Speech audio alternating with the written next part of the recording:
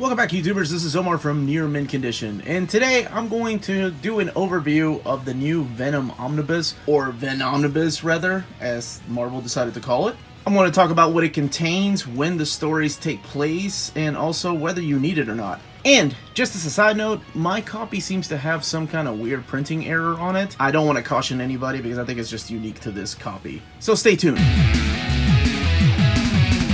Before we get started, I do want to dedicate this particular episode and the entire damn channel to the legendary Steve Ditko, who passed away on Friday, June 6, 2018. I just found out about it late last night. I'm pretty torn up about it. I know he did not create Venom, but he is the guy that created Spider-Man, or co-created Spider-Man, even though the man drew everything and just gave drawings to Stan Lee, so Stan Lee could just put dialogue in there. He was a legend. He was very introvert. I think there's only like 4 or 5 pictures of him in existence. He was 90 years old. If only we could all live that long. But anyway, thank you for Spider-Man, because without Steve Ditko, we would not have Venom either.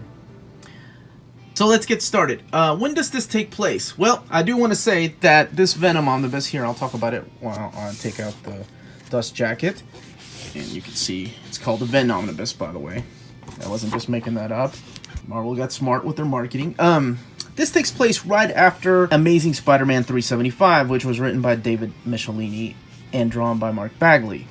Now, that right there is the first appearance of Venom, issue 300, well, Amazing Spider-Man 298 to 300. That's all collected in the Amazing Spider-Man by David Michelinie and Tom McFarlane, which is coming back into print. And then we have the Eric Larson Omnibus, which also collects a lot of the early Venom appearances. And then Eric Larson, of course, gave him that crazy tongue with the green slime coming out of it. But let's look in here while we talk a little bit about this. Yeah, so this takes place after issue 375 with Lethal Protector. It's a 6-issue miniseries, which kind of shows the journey of Eddie Brock, aka Venom, and into becoming a hero. And this collects Lethal Protector 1 through 6. This was written by David Michelinie, and the art was done by Mark Bagley and Ron Lim. Ron Lim is, to me, the definition of a 90s artist. The guy could do 4 or 5 books a month and still have enough time to fill in. I guess Mark Bagley couldn't keep up with schedule, so he came in on board and decided to finish Lethal Protector. What this doesn't collect is any of the Venom ongoing series, by the way. The Daniel Way crap, the Donny Cates stuff that's going on right now, or any of the Rick Remender stuff. None of that is collected in here. This is just 90s Venom. That's all you get here. So that story kind of continues into The Funeral Pyre, which is kind of a crossover with The Punisher. That's written by Carl Potts, one of my favorite Punisher writers, and it is drawn by Tom Lyle, a very underrated artist from the 90s, who unfortunately I don't think is drawing comic books anymore. By the way, this is all in chronological order. I thought that was really cool. I find it interesting that they decided to throw appearances of Venom 2 in other series, like this is Silver Sable and the Wild Pack, written by Gregory Wright, with Stephen Butler on artwork. And then they decided to throw in a chapter from Fall from Grace, which was a pretty badass, to me at least, Daredevil story, but it just has the Venom chapter in here where he fights Matt Murdock in his new badass Razor costume, drawn by Scott McDaniel. And then it has the appearance of Iron Man. This all happens in between the 2 miniseries.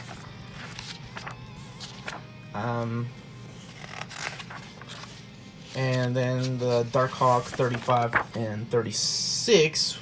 I actually liked the earlier appearances of Venom and Darkhawk. I thought they were better, but that's okay. 37. And then Venom the Madness. I think this, before I stopped collecting comics in the 90s, this was the last miniseries I picked up. This is written by Ann Nocenti and drawn by Kelly Jones. Now, I love the way Kelly Jones draws Venom. He's so huge and just evil looking and has multiple ribs and abs and muscles and is ridiculously over the top. I don't particularly like the way that he draws Eddie Brock, however, but that's just my opinion. And then we move over to Venom the Enemy Within, and this is a miniseries that is written by Bruce Jones. And Bruce Jones is a horror writer, and he also wrote stuff for Creepy and Eerie magazine. He created the character of Jennifer, which was one of the creepiest stories I've read, and they made it into a live-action episode of Masters of Horror. And he also wrote a pretty big chunk run on Hulk. And speaking of Hulk, this also collects the Venom and Hulk, written by Peter David. And I think that was a mail away, if I'm not mistaken, like a Nabisco mail away or something. Then it collects Venom the Mace. I've never read this, but I know the art is by Liam Sharp, and I like his art. He seems to draw big, huge guys really well, and it's written by Carl Potts, the guy that I mentioned earlier that is one of my favorite writers on Punisher from the 90s. And then we get issues of Night Watch, kind of the Spawn ripoff, written by Terry Cavanagh, probably one of my least favorite writers in the 90s. And then there's another miniseries called Venom Knights of Vengeance, which is written by Howard Mackie, and Ron Lim is back on art.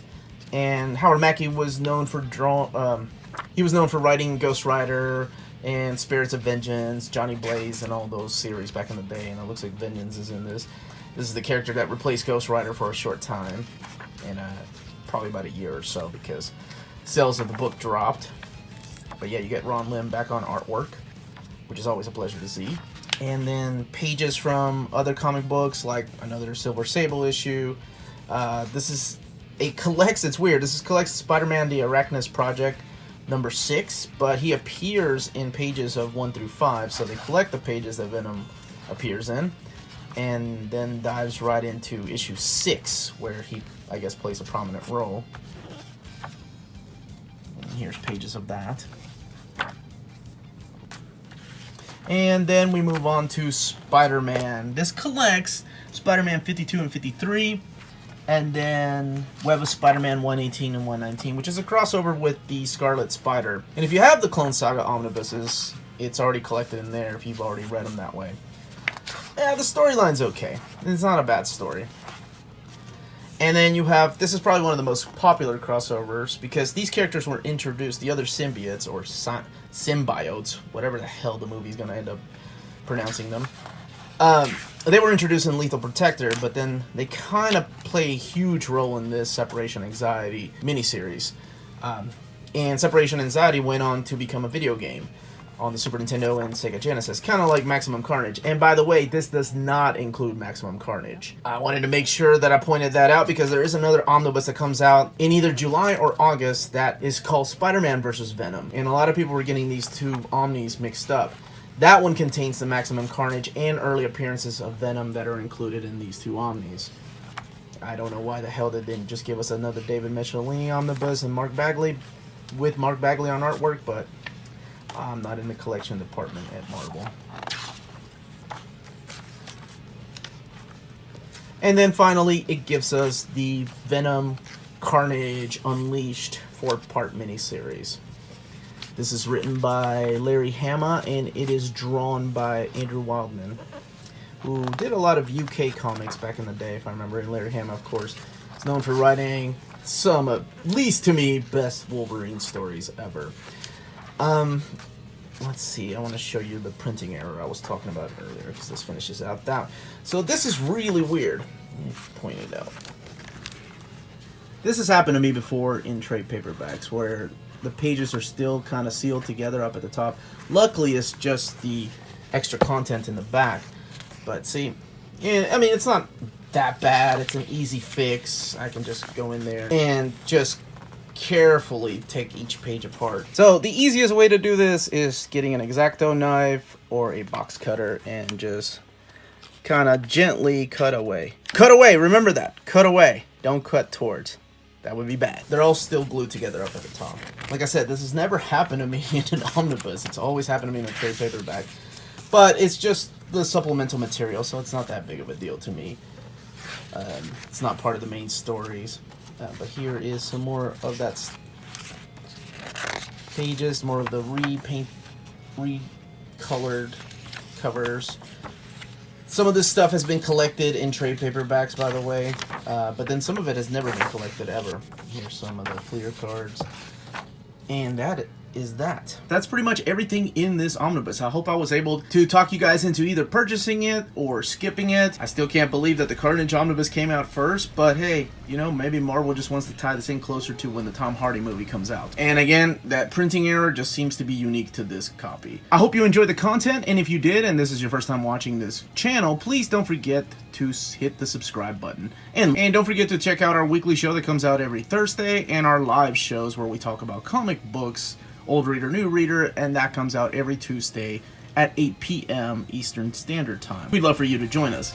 Again, this was Omar. Thank you for watching. Have a great day.